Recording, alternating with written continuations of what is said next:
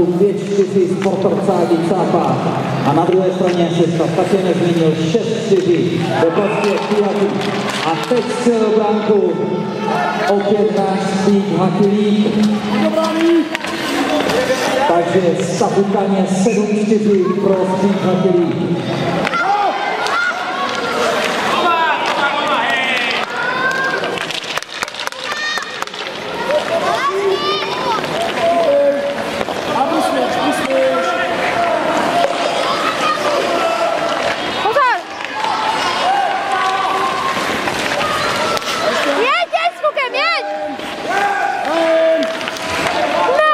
Krásná střela Slávie, bohužel nespatřila v brance, ale sledujeme napínavé utkání, kde žádný z týmu nechce skončit čtvrtý bez medaile. Pouze 3 staré medailí se rozdělí na jeden tým.